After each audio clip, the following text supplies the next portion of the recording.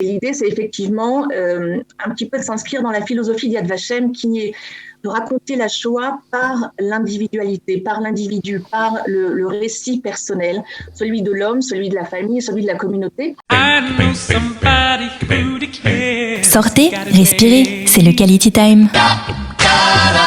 Et nous avons le plaisir aujourd'hui d'accueillir 3 personnes qui travaillent au sein de Yad Vashem. Alors, certaines de façon permanente, d'autres plus occasionnelles. Alors, il s'agit évidemment de Miri Gross, qui est directrice du bureau francophone au sein de Yad Vashem, voilà, et au sein du bureau francophone des relations internationales. Nous avons également Nathalie Blot, qui est responsable du contenu francophone pour le site et les réseaux sociaux. Et nous avons un expert puisqu'il est historien. Il est également auteur. C'est Chaim Sadoun. On est ravis de les accueillir tous les 3.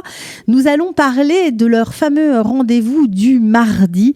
Mais avant, nous allons faire un petit point sur la grande institution de Yad Vashem et sur le fait que les activités en raison du coronavirus ont dû s'arrêter. Les activités telles qu'on les a connues. Mais pourtant, grâce à l'inventivité de nos invités, eh bien, tout continue. Ou presque. Bonjour à tous. Bonjour. Alors, Nathalie, on va commencer peut-être avec vous pour faire un petit point sur Yad Vashem au temps du corona. Comment les choses s'organisent aujourd'hui? Alors, si vous me le permettez, on va juste commencer par Yad Vashem avant Yad Vashem en général, bien sûr. Il y avait beaucoup d'activités. J'ai voulu rappeler justement l'opportunité d'être ici. Bonjour à tous. De rappeler ce qu'est Yad Vashem, parce qu'effectivement, en général, quand on parle de Yad Vashem, les gens pensent au musée d'histoire de la Shoah, qui est effectivement le cœur de l'institution. Yad Vashem, c'est un site, c'est un campus qui est très vaste et qui comprend, outre ce musée d'histoire, un musée d'art de la Shoah, un centre d'archives, une école internationale qui forme des enseignants et qui accueille des groupes, des scolaires, des militaires. Il y a également un auditorium, un pavillon des expositions pour des expositions temporaires. C'est vraiment un bel endroit. D'abord, une architecture qui est remarquable et qui bouillonne de vie. C'est effectivement l'Institut international pour la mémoire de la Shoah. Donc, c'est un institut qui se concentre et qui se consacre au génocide juif pendant la Seconde Guerre mondiale. Mais c'est un lieu de vie qui accueille en temps normal une multitude de visiteurs, tous les jours, vraiment des groupes du monde entier, toute ethnie, toute race, toute religion confondue. Et effectivement, tout d'un coup, au mois de mars dernier, quand Israël décrète son confinement, eh bien, toute cette vie doit s'arrêter, non pas seulement à Yad Vashem, évidemment en Israël et puis un peu partout dans le monde aussi. Et il a fallu réfléchir, comment fait-on pour garder le lien, comment fait-on pour continuer à transmettre, à renseigner, à enseigner. Et effectivement, il y a des outils qui sont à notre disposition, on les critique beaucoup parce que ça ne remplace pas le contact humain, mais ils ont au moins le mérite d'exister. Et tous ces outils numériques, digitaux, permettent de proposer des rendez-vous virtuels. Alors, on va parler des conférences avec Miri, mais avant ça, je vais effectivement rappeler qu'il y a un site internet qui existe bilingue, dont en français, qui est mis à jour et qui propose du contenu. Et l'idée, c'est effectivement un petit peu de s'inscrire dans la philosophie d'Yad Vashem, qui est de raconter la Shoah par l'individualité, par l'individu, par le récit personnel, celui de l'homme, celui de la famille, celui de la communauté, et de là, en fait, de dérouler l'histoire, la chronologie de la Shoah. Et donc, par exemple, je peux parler de ce qui a été récemment mis en ligne sur le site. On a mis une histoire qui est assez émouvante, qui concerne Judith Geller, qui était une résistante juive pendant la Shoah. Et en fait, on raconte son histoire à travers un objet qui est symbolique. C'est un canard en bois creux qui a été conçu pendant la Shoah et qui lui permettait de passer des documents en fait en contrebande sans se faire remarquer. Elle était présentée comme une assistante sociale et avec toujours un sac rempli d'objets. Et ce canard en bois, finalement, permet de parler du parcours personnel de Judith Geller, mais aussi de rappeler la résistance. Et c'est en fait l'approche de Yad Vashem qui est développée depuis maintenant une quinzaine d'années. C'est partir de l'individu pour raconter la grande histoire. Donc, j'invite vraiment les auditeurs à se connecter et à consulter le site internet. Et effectivement, parmi toutes les initiatives, eh bien, il y a eu le fait de proposer des rencontres virtuelles, des rendez-vous par Zoom, en parlant de la Shoah, avec des experts qui sont tous plus passionnants les uns que les autres, et on va entendre ensuite Haïm Saadoun qui va nous en parler davantage. Et le mois de décembre, puisque c'est ce qui nous réunit aujourd'hui, c'est le mois qui se consacre à la Shoah en Afrique du Nord, qui est peut-être un phénomène un petit peu moins connu quand on parle de la Shoah, parce qu'effectivement, il y a eu aussi une politique nazie anti-juive en Afrique du Nord. Donc voilà pour la présentation générale, et peut-être que je laisse la parole maintenant à Haïm. On va parler d'abord, juste avant de donner la parole à Haïm, juste Myri nous dire un petit mot concernant ces conférences du mardi. Pourquoi vous avez décidé d'instituer ce rendez-vous ? Donc, étant donné que Yad Vashem a été fermé dû au coronavirus, Yad Vashem est fermé au public, fermé aux étudiants, fermé aux chercheurs. Les gens qui avaient l'habitude de nous suivre, de venir nous voir, d'entendre des conférences de l'École internationale pour l'enseignement de la Shoah sur place, de suivre nos visites guidées, d'être en contact avec nous régulièrement, malheureusement n'ont pu venir, n'ont pu le faire physiquement sur le terrain. Et donc, il a été question de comment maintenir un lien avec notre public, comment continuer à diffuser nos messages, nos leçons, nos valeurs, enfin les valeurs qui sont derrière toute l'histoire de la Shoah. Et il nous est venu donc à l'idée de faire quelque chose qui, comme on dit en hébreu, si Moshe ne vient pas au mont Sinaï, c'est le mont Sinaï qui vient chez Moshe. Donc, c'est plus ou moins ce qu'on a fait en disant on peut plus se déplacer, puisqu'avant, dans le cadre de mon travail, je me déplaçais assez souvent pour aller en France voir la communauté. Nous avons un comité français pour Yad Vashem à Paris, un comité à Genève et dans d'autres lieux du monde. Donc, étant donné que nous ne pouvons pas nous déplacer, le public ne peut pas venir nous voir, il fallait trouver un moyen de disséminer nos connaissances au public francophone. Et donc, on a décidé de commencer le mardi, donc, les conférences du mardi, le rendez-vous du mardi, d'une façon assez régulière à partir du mois de mai. Et ça se poursuit. Voilà, et ça se poursuit bien sûr encore maintenant. Alors je sais que le professeur Haïm Saadoun est un peu pressé, donc on va tout de suite lui donner la parole. Donc on a compris que vous voulez lutter contre l'obscurantisme, l'ignorance et surtout profiter de ce temps pour permettre au public d'en savoir plus sur la Shoah et dans toutes les parties du monde. Et vous, Haïm Saadoun, qui êtes un historien émérite, vous êtes enseignant à l'Université libre de Tel Aviv. Voilà, et vous êtes spécialiste du monde séfarade. Vous avez même écrit un livre, Le monde séfarade, histoire et civilisation. Alors, de quoi on va parler pendant ces conférences du mois de décembre, Haïm Saadoun ? Quelle va être la spécificité de votre conférence ? Merci. Je voudrais premièrement commencer par dire que je suis historien à l'Université libre d'Israël et pas de Tel Aviv. Pardon. Je suis directeur du Centre de documentation juive sur les Juifs d'Afrique du Nord pendant la Shoah. Et ça, c'est très important. C'est un centre à l'Institut Ben Tzvi que nous avons créé il y a 13 ans. Pour la date de 8 décembre, la date où aura lieu ma conférence, c'est un jour avant le 9 décembre, qui est le jour de commémoration des Juifs de Tunisie, sur ce qu'on appelle le jour du race du judaïsme tunisien par les Allemands. La Tunisie était le seul pays en terre d'islam qui était conquis par les Allemands entre novembre 1942 et mai 1943. Et donc, à ce jour-là, c'était le vendredi, le 9 décembre 1942, Walter Haus, qui était le dirigeant, le chef et commandeur de SS en Tunisie, a décidé de prendre les Juifs qui étaient pour des travaux obligatoires en Tunisie. Il y avait à peu près 24 camps du travail, pas concentration, c'était camps du travail des Juifs de Tunisie pendant ces 6 mois de l'époque de régime et de l'occupation allemande de la Tunisie. Donc, c'est vrai que pendant les années en Israël, ça veut dire à partir des années 60, des années 70, Et il y avait un peu d'ignorance de ce qui s'est passé en Afrique du Nord pendant la Shoah. Même si les premiers livres ont été écrits dans les années 50 du XXe siècle, c'est-à-dire en 1950, nous avons le premier livre qui a été écrit par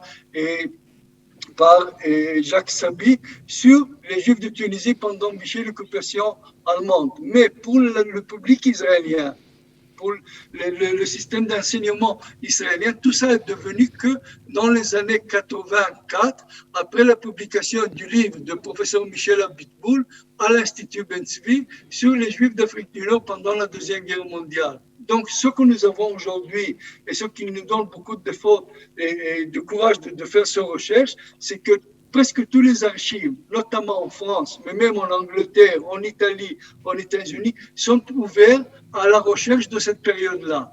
Donc, nous avons trouvé récemment des milliers de nouveaux documents sur cette période-là.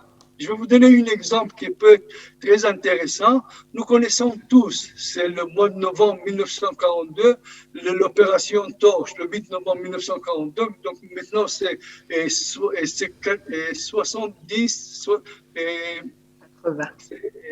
78 ans de l'opération Torche. Mais ce qu'on ne savait pas, c'est que même en Tunisie, dans la même époque, il y avait un réseau qui s'appelait Réseau Mounier, qui n'était pas un juif, Emmanuel Mounier, mais il y avait des juifs dans ce réseau. Et ce réseau, pendant plus qu'1 an, avait saboté des navires italiens et des navires allemands dans la Méditerranée. Il faut de 17 navires qu'ils ont sabotés. Donc c'est énorme. Et il y avait même des juifs dans ce réseau, des juifs très importants, comme par hasard le lieutenant Alfred Rossi, qui était le chef du Bétar en Tunisie. C'était un avocat, il y avait beaucoup d'avocats. Oui, donc il est allé en Sicile c'était début de 1943, et malheureusement il était tué là-bas par des bombardements des Alliés. Donc tout ça, c'est des choses nouvelles que même le public israélien n'est pas assez au courant de ce qui s'est passé pendant cette époque-là, et pendant la Deuxième Guerre mondiale, et en Afrique du Nord et en général. Donc nous avons aujourd'hui beaucoup de nouveaux détails, de nouveaux événements qu'on n'était pas tellement au courant. Encore un exemple, et les activités de l'avocate, Madame Hélène Cazès Benatar, au Maroc. Hélène Cazès Benatar était veuve en 1940 et c'était la première avocate femme et juive, oui, au Maroc. Et celle qui a décidé d'organiser, de créer une association pour aider les réfugiés juifs qui venaient d'Europe, par Espagne, Portugal, Lisbonne et Tanger, et après ça à Casablanca. On parle des nombres d'à peu près entre 2000 et 3000 réfugiés juifs qui étaient au Maroc. Et c'est elle qui a pris toute l'initiative de leur aider, financement, logement et du point de vue juridique, s'il y avait des procès dans le code français, tout ça, c'était son initiative. Donc, vous pensez que c'est très important pour le public israélien, le public francophone, on va dire, de remonter cette mémoire de...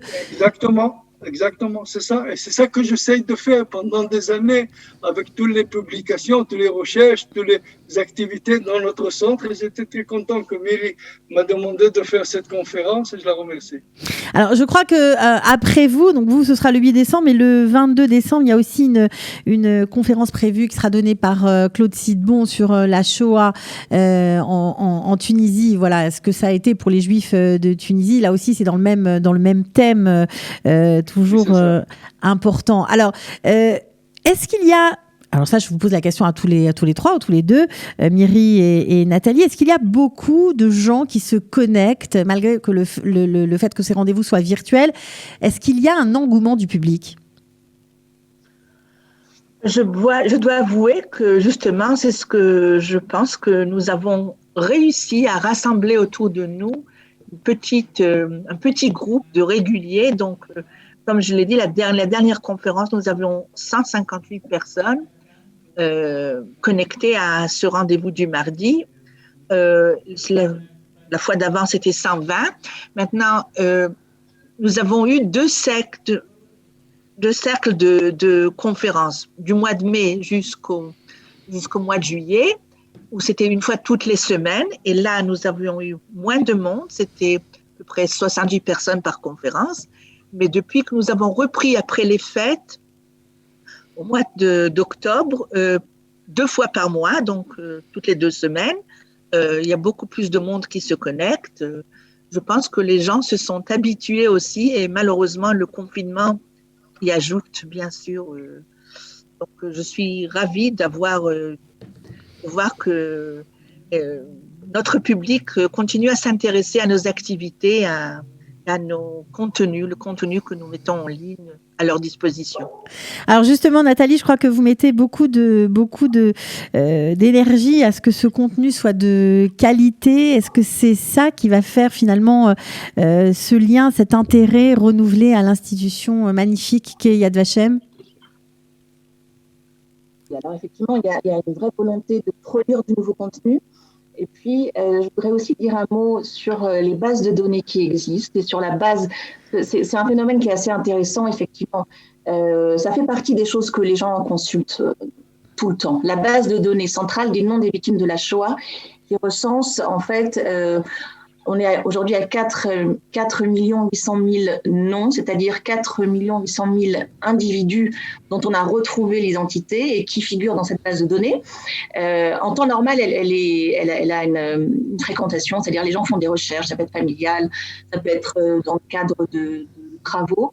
Et puis là, au moment où le confinement a été décrété en mars dernier, tout d'un coup, il y a eu une hausse de 20 à 30% de plus de gens qui se sont connectés à cette base de données et qui sont venus faire des recherches. Donc, il y avait le facteur temps, effectivement, pour certaines personnes qui ont envie d'en savoir davantage sur le parcours familial de leurs parents, de leurs grands-parents pendant la Shoah. Et puis, le fait que cette base, elle s'alimente et qu'elle s'enrichit avec à chaque fois de nouvelles entrées, de nouvelles informations qui sont saisies. Ça fait partie des choses qui symbolise vraiment le travail de Yad Vashem. Parce qu'en fait, il y a plusieurs aspects. Il y a le fait de la collecte de l'information et après, comment on la propose au grand public. Et c'est vrai ce que je disais tout à l'heure, c'est que l'idée, c'est de ne pas toujours raconter la Shoah. Je reviens un peu sur la question que vous avez posée à Chaim. Est-ce qu'il n'y a pas parfois une redondance un peu systématique tout en parler de la Shoah? La question qu'on répond, c'est on ne peut pas construire un avenir, on ne peut pas penser à un futur si on ne sait pas d'où on vient et si on n'a pas compris les erreurs qui ont bafoué le passé, en l'occurrence le passé du peuple juif. Donc l'idée, c'est pas de parler de la Shoah pour le fait de parler de la Shoah, c'est tout simplement de comprendre les leçons de ce qui s'est passé pour dire aux jeunes générations, regardez, voilà ce qu'il faut éviter. Et effectivement, c'est la lutte contre l'ignorance, c'est la lutte contre l'obscurantisme, c'est éveiller les consciences, éveiller les esprits. Tout ça, ça passe par effectivement un contenu qui vient s'ancrer dans ce que fait aussi l'école, qui cherche, elle aussi, à apporter de nouveaux outils pour les enseignants, parce que c'est très important aussi la transmission. Sur le plan scolaire, sur le plan familial, sur le plan personnel, effectivement, et c'est le but du site. C'est le but du site et c'est aussi le but de ces rendez-vous du mardi. Ce qui est génial, évidemment, c'est que vous mettez le savoir, la connaissance à la portée de tous. Ça peut être des jeunes, des moins jeunes, des retraités, des professeurs. Évidemment, c'est aussi une façon de se former et de rester, on va dire, en prise avec cette terrible réalité qui fait partie de notre histoire à tous. Donc, vraiment, je voulais vous remercier, vous dire bravo pour cette initiative, ces conférences du mardi. Bravo, Chaim Sadoun. Merci pour ces précisions. Et on a bien compris que ce sera très personnalisé parce que les histoires que vous avez racontées, Chaim Sadoun, partent aussi de personnages qui ont réellement existé. Exactement. Voilà, Exactement. et qui humanisent cette tragédie. Et ça, c'est vraiment très important. Merci à tous les trois. On se donne rendez-vous alors avec la conférence de notre ami Chaim Sadoun le 8 décembre, c'est ça, à 20h en Israël. C'est exact. Et c'est l'occasion pour moi, Cathy, si je peux me permettre, de remercier les conférenciers qui sont à la disposition d'Yad Vashem pour justement donner un contenu à ces rendez-vous.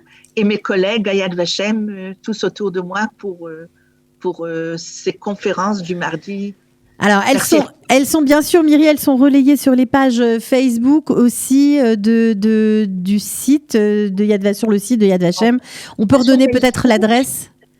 Alors, elles sont relayées sur notre site internet, le site internet du Yad Vashem en français. Tout le monde peut avoir accès aux conférences.